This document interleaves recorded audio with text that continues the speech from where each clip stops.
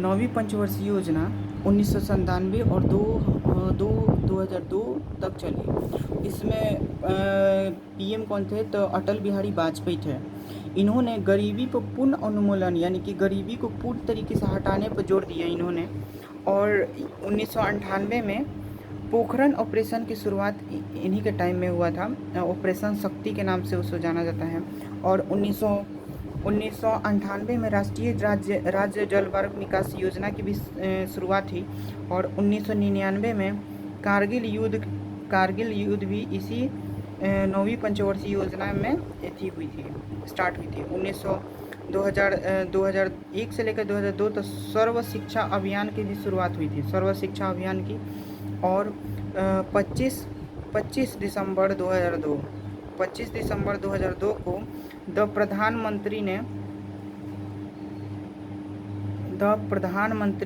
प्रधानमंत्री योजना भी शुरुआत की। और अंत्योदय अन्य योजना 25 दिसंबर 2000 को स्थापित हुई। सुशासन दिवस 25 दिसंबर को अटल बिहारी वाजपेयी के जन्म दिवस पे मनाया जाता है।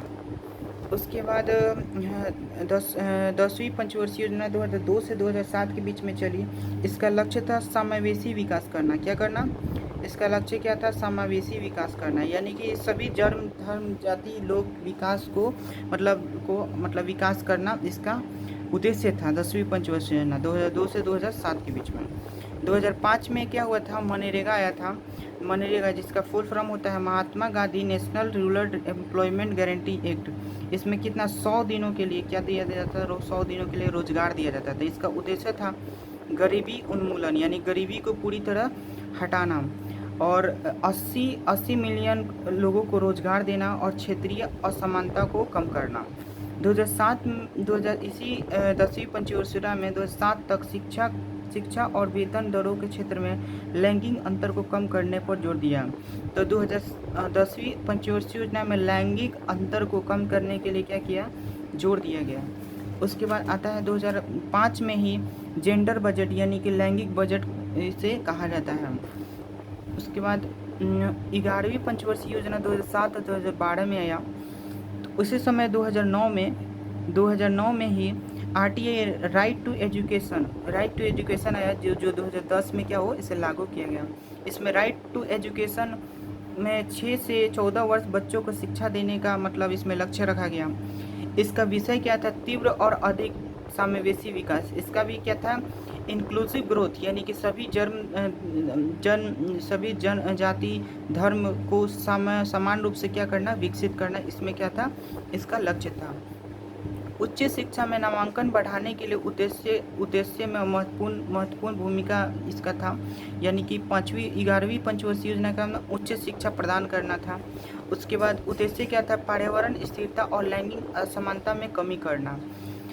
उसके बाद 2011 में स्वाभिमान योजना भी शुरुआत हुई। इसी 11वीं पंचवर्षीय योजना में स्वाभिमान योजना की शुरुआत हुई। 2009 में स्वच्छ पेयजल उपलब्ध कराने पर भी ध्यान केंद्रित किया गया। नेक्स्ट 2012 के पंचवर्षीय योजना 2012 से लेके 2017 के बीच में हुआ था। 12 है तो 2012 से लेके 2017 5 वर्ष। इसका उद्देश्य क्या था? सतत विकास करना, सस्टेनेबल ग्रोथ, यानी कि हमारा तो विकास हो लेकिन आने वाले भविष्य को सोच कर हमको विकास करना है। इसी को सतत विकास कहा जाता है। उसके बाद 2013 में नेशनल फूड सिक्योरिटी एक्ट आया, राष्ट्रीय खाद्य सुरक्षा परिषद अधिनियम आया। राष्ट्रीय खाद्य सुरक्षा अधिनियम आया 2013 में। और 2014 में, क्योंकि उसी समय प्रधानमंत्री बने थे नरेंद्र मोदी। उसके बाद जितने भी योजना आया वो सब प्रधानमंत्री के नाम पे आया।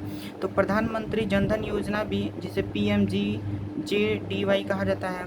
2015 में मेक इन इंडिया आया, स्किल इंडिया आया और डिजिटल इंडिया की शुरुआत हुई। 2015 में विदेश व्यापार नीति यानी फॉरेन ट्रेड पॉलिसी की भी शुरुआत हुई थी।